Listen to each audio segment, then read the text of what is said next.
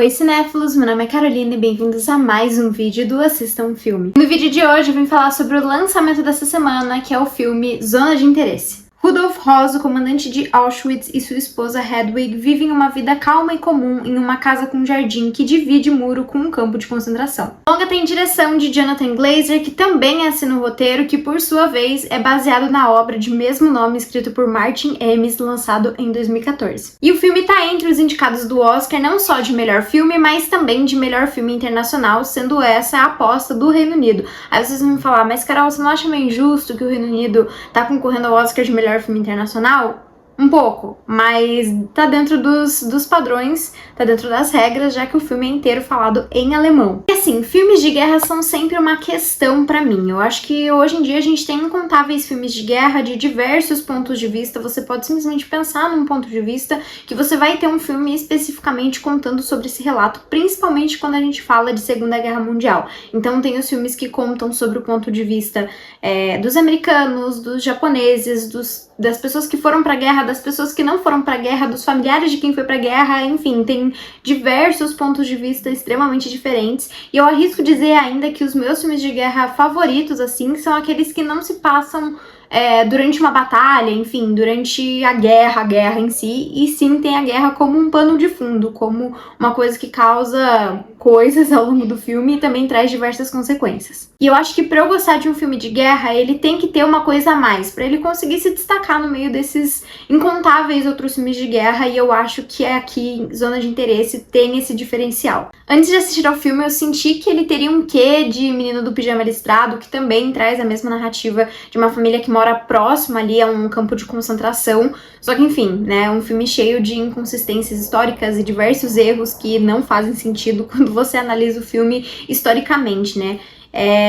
Mas eu fico muito feliz em falar pra vocês, e também fiquei muito feliz quando vi isso, que na verdade a narrativa é nem um pouco parecida e que ela realmente traz o inverso do que a gente tá esperando. Esse é um daqueles filmes em que nada acontece, digamos assim, mas que ele ainda assim consegue impactar e trazer algo de novo. Durante a narrativa a gente acompanha basicamente o cotidiano dessa família que vive ali suas alegrias, suas tristezas, aniversários, amadurecimento dos filhos, enquanto simplesmente do outro lado do muro tem um campo de concentração e eles vivem a vida deles como se nada tivesse acontecendo do outro lado do muro. O que em alguns momentos pode ser extremamente assustador enquanto a gente vai assistindo, de realmente não ver nenhuma reação, nenhum pingo de...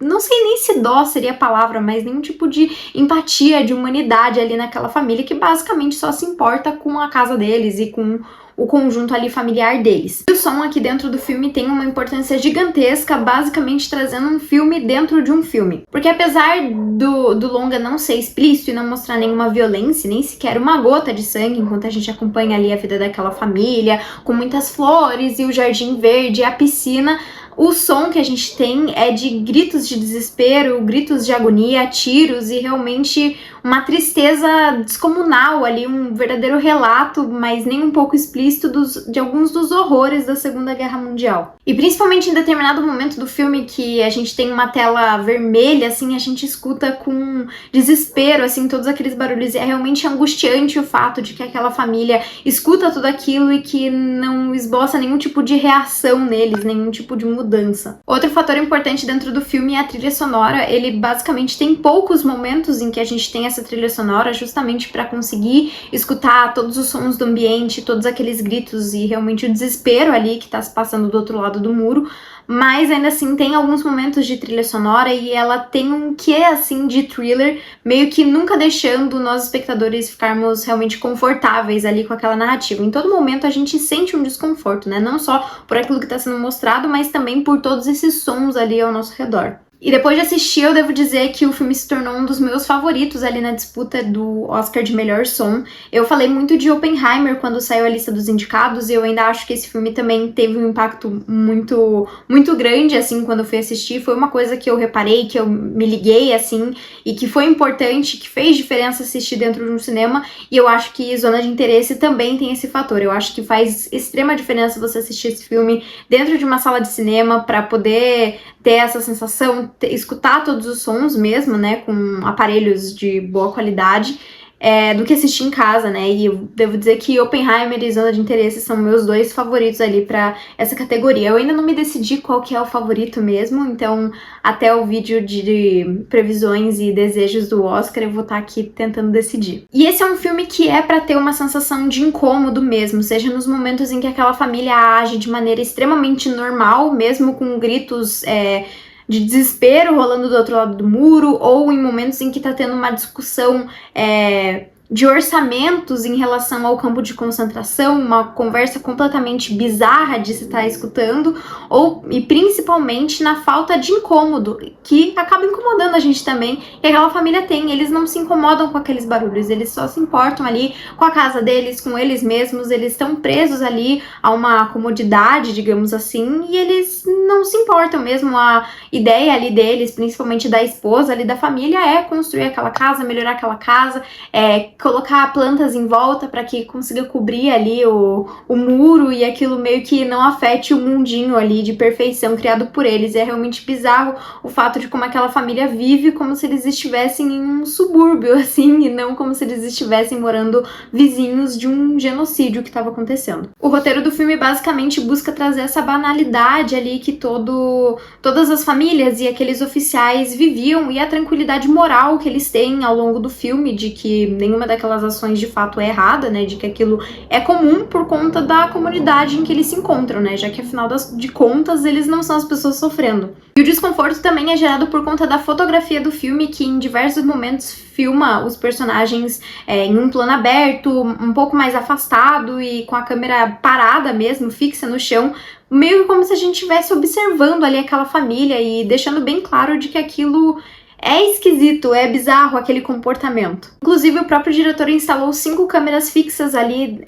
no jardim, e os atores não sabiam se eles estavam sendo filmados em uma câmera mais fechada ou em um plano mais aberto, e eles meio que estavam só envolvidos ali em tudo que eles estavam fazendo, muito por conta desse ambiente extremamente realista ali que foi criado pro filme, né? Toda a direção de arte é realmente espetacular e de fato transporta a gente para aquela época. E é realmente um filme que mostra essa naturalização da maldade dentro dos grandes e dos pequenos atos daquela família, seja em pequenas conversas ou realmente nas atitudes que eles têm, né?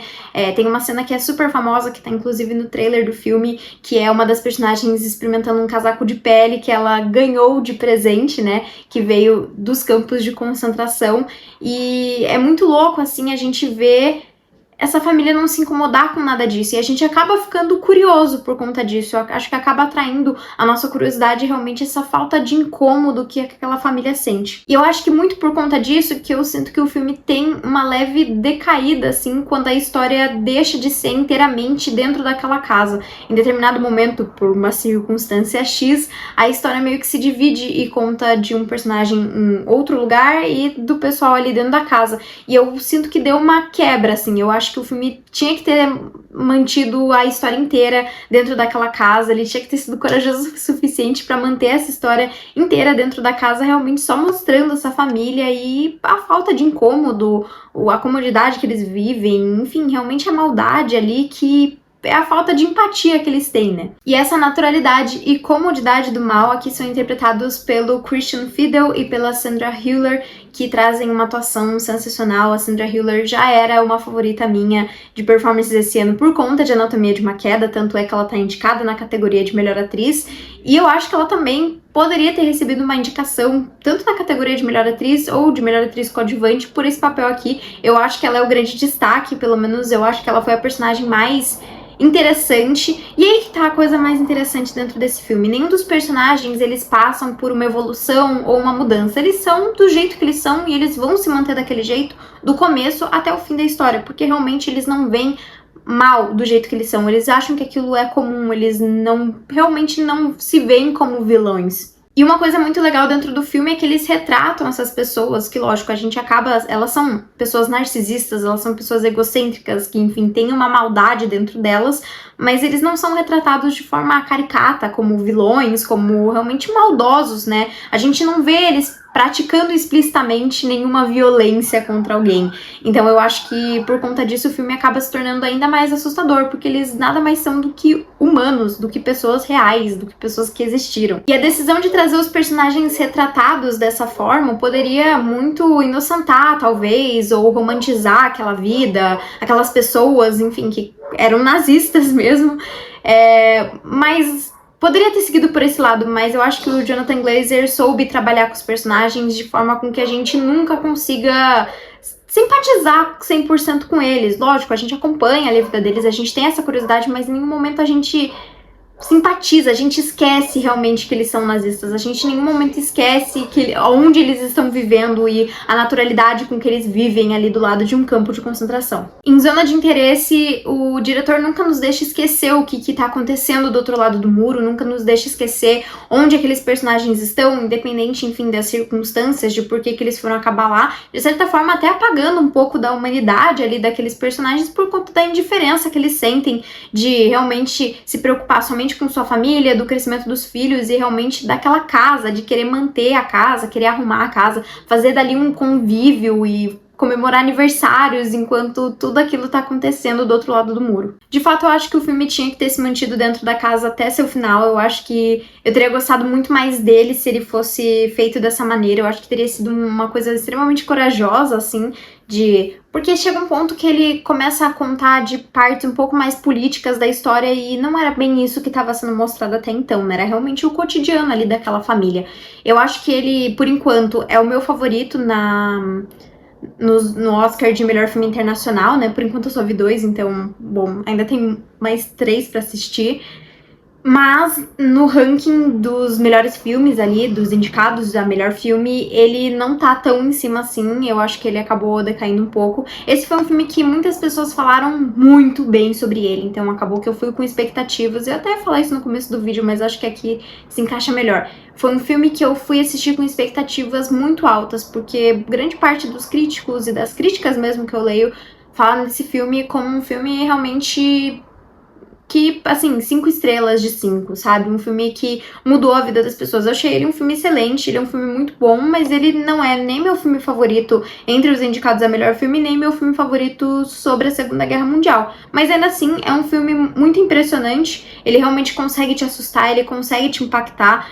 Zona de Interesse é um filme que consegue ser extremamente brutal sem derramar uma gota de sangue e realmente mantendo na memória um dos momentos extremamente brutais da humanidade e os responsáveis por isso. Eu acho que ele acabou ganhando bastante dentro do meu ranking pessoal, assim, por ele não ser exatamente o que eu tava esperando, assim. Porque ao mesmo tempo que eu me decepcionei, porque as críticas botaram ele num patamar de melhor filme da vida, eu ainda assim acabei indo com ele achando que ele ia ser outra coisa, e por ele mostrar essa realidade, uma coisa que eu particularmente ainda não tinha visto em nenhum filme, foi uma coisa nova, então foi uma coisa que me surpreendeu e eu gostei bastante. Bom, e pra mim esse filme tem uma nota de 8.5 e ele tá disponível nos cinemas. Mas então foi isso, pessoal. Se vocês gostaram do vídeo, não esquece de curtir, compartilhar e comentar o que vocês acharam de Zona de Interesse. Se vocês ainda não foram assistir, comenta aqui quais são suas expectativas pro filme, e também comentar aqui embaixo pra qual filme vocês estão torcendo, tanto na categoria de melhor filme internacional, quanto na categoria de melhor filme pra esse Oscar de 2024. Então foi isso e até o próximo vídeo.